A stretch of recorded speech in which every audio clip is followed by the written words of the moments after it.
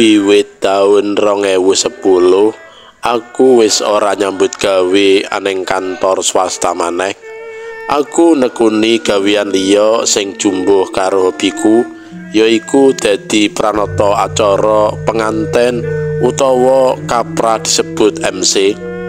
Dina Jumat paing malam Sabtu pon, aku mulai saka mandu acara midodareni ning Bekasi Timur, kang mongko omahku ning wilayah Tangerang Selatan. Mula ya cukup adoh bebasan saka pucuk kulon menyang pucuk wetan. Nadyan adoh nanging sanggeman mau tak lakoni kanthi seneng lan syukur, kena kanggo panglipur ati ing umurku sing wis ora enom manah iki. Rampung acara midodareni nganti jam 10 wengi, awit acarane pepak, kejaba acara serah-serahan, jonggolan, diganepi acara drama utawa langen carita lakon tumuruning kembar mayang, uga disebut tumuruning wahyu jodoh sejati. Mula lakuning acara jan nges tenan, ora krasa yen jam 10 bengi lagi rampung acarane. Sawise lukar sandangan kejawen ganti sandangan padinan, aku nuli nyuwun pamit marang Pak Hendrawan, priyayi sing kagungan kersa. Mulihku diterake sopire Pak Hendrawan nganti tekan ngomah. Pancene aku ora duwe mobil dhewe, mung duwe sepeda motor. Kuwi wae aku wis awang-awangen yen numpak motor dhewe bengi-bengi tur ado sisan. Lan ning dalan rada randat sawetara, awit ing dalan protokol saka Bekasi lewat Jakarta tumuju menyang omahku wewengkon Tangerang Selatan.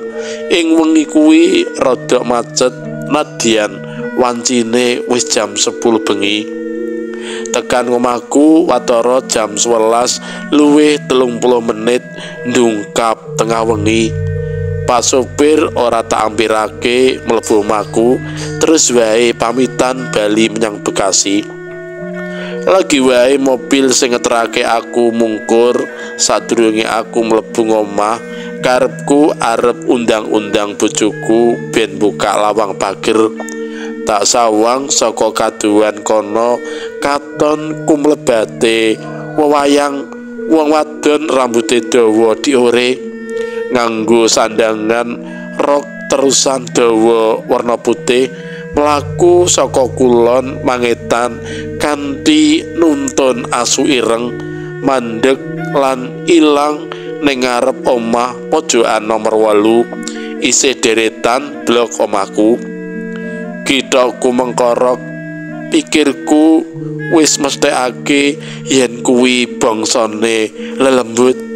Aku kelingan critane Pak Sobari, satpam perumahan nalika ronda muter kampung, tau diweruhi wewujudan wong ayu nuntun asu sing ilang neng omah pojokan kuwi.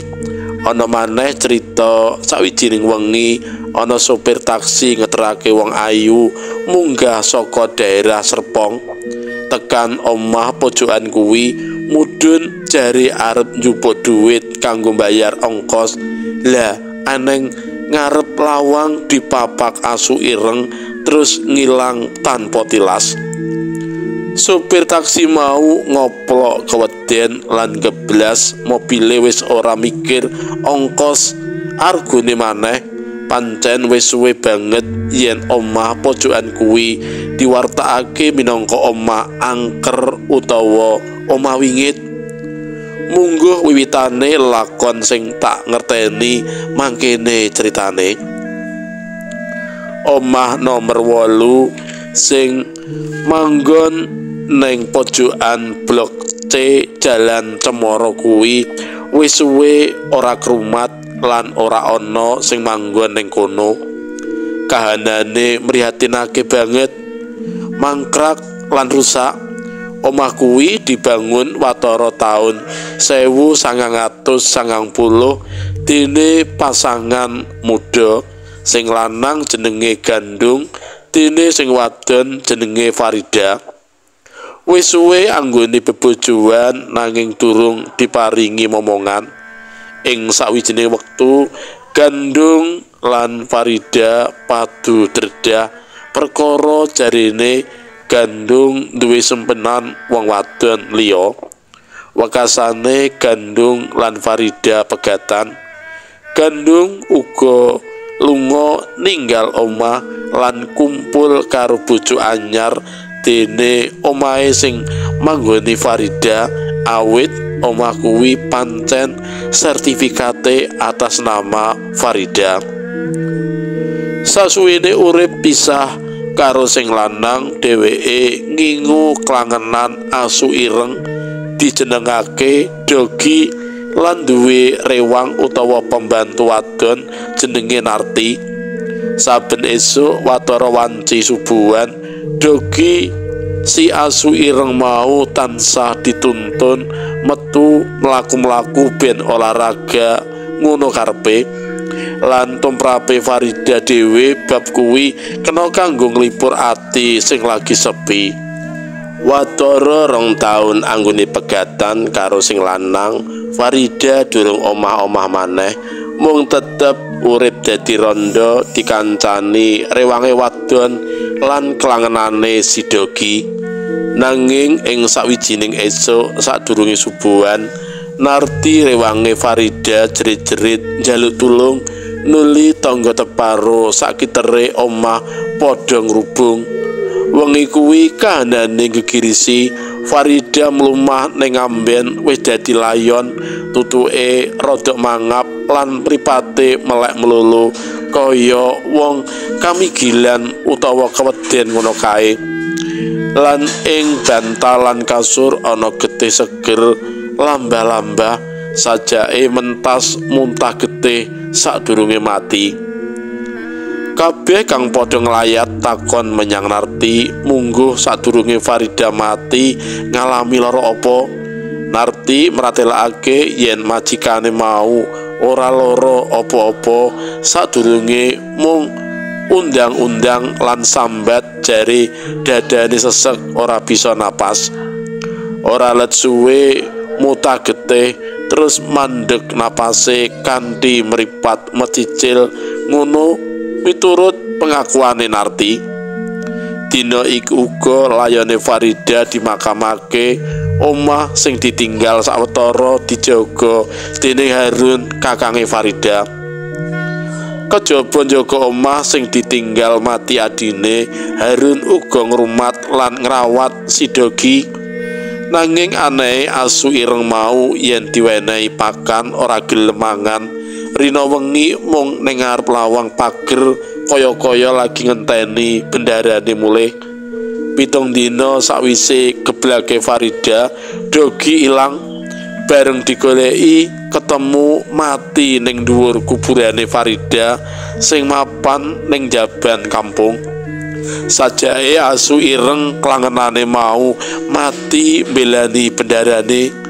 Bangkene asu mau ora dipendhem ning bumi pemakaman, nanging digawa mulih lan dipendhem ning pojokan pekarangan omah. Ya wiwit kuwi omah pojokan kuwi dadi omah angker.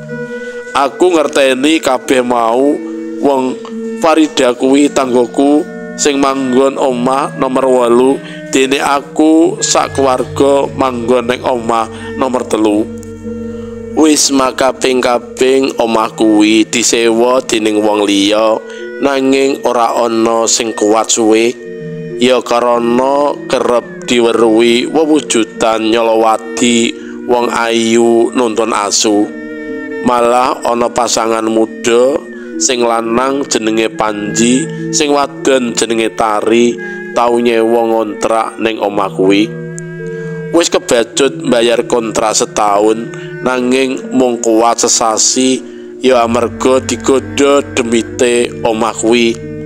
Jarine Panji kajaba kerep diweruhi wewayangan wong ayu nuntun asu, Tau ing sawijining tengah wengi ana swara wong padu rame, swara lanang lan wadon. Bareng ditiliki asale swara padu, swara mau ilang blas. Ngono ceritane Panji marang aku. Kabar omah angker mau dadi sumebar lan kawentar, dadine ora ana wong sing wani manggon maneh. Malah didol murah wae, ora ana sing wani nuku. Lah sawijining wektu aku ana krentek arep nuku omah kuwi nganggo dhuwit celenganku sing tak klumpukake wiwit nampa pesangon saka kantorku mbiyen, ditambah hasilku nyambut gawe saiki. Anakku loro wis nyambut gawe kabeh tur uga bisa nyelengi. Pamrihku omah kuwi yen sida tak tuku bakal kanggo anakku sing gedhe. Mumpung murah, ngono pikirku omah rusak kena didandani, dene masalah demit mbok menawa bisa disrononi. Aku nuli nemoni Mas Harun lan tak takoni sambung rapete lelakone Farida. Mas Harun nuli bloko mangkene.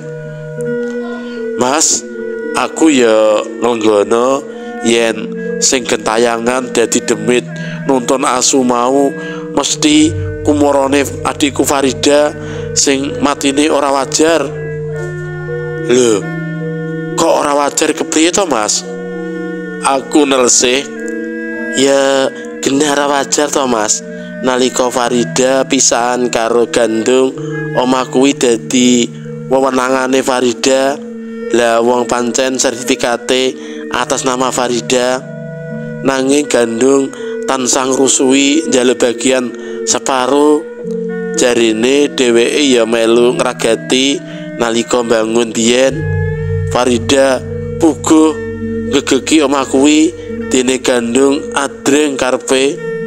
Kegawa rasa serike, Gandung golek bantuan dukun santet kanggo nyilakani telas bojone. Santet mau mandi tenan, Mas. Farida mati dipaeka telas bojone. Mula saiki sajake kumorone nglambrang dadi demit sing isih kliteran ning omah kono. Lah, terus saiki kepiye kabare si Gandung, Mas? Aku miterang. Gandung ya wis mati, Mas. 40 dina sawise geblake Farida. Gandung mati kena tetanus sawise sikile ketancepan wesi karaten. Miturut kabare jare sadurunge ketancepan wesi tayengan mau, Gandung ngipi dicakot asu ireng. Ngono kabare sing tarungu. Aku dadi ngowoh krungu critane Mas Harun. Aku saya percaya yen sing dadi demit ayu nuntun asu mau pancen kumorone Farida sing matine biyen keneng teluh. Lan aku duwe panduga mbok menawa patine si Gandung amarga dicakot demite dogi mung sing kasat mata, jalarane merga ketancepan wesi tayengan. Kuwi mung pandugaku wae, nanging embuh nyatane. Bareng aku takon omah kuwi arep diregani pira, aku dadi ora sida nuku. Lah wong cadanganku dana mung winates, mung watara separone rega omah kuwi. Sidane wurung nuku omah amarga duwite ora nyukupi. Mungguh sida ngono tegese aku nuku omah rusak sisan sademite. Nganti saiki omah pojotan kuwi isih tetep mangkrak, kahanane rusak lan angker banget. Demit ayu nuntun asu iya isih tetep aneng kono. Durung ana sarana sing bisa nyampurnakake arwahe.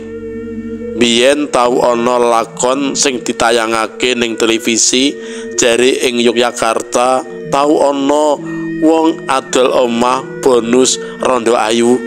Ning yen ing cedhak omahku ana omah arep didol ana bonuse demit ayu.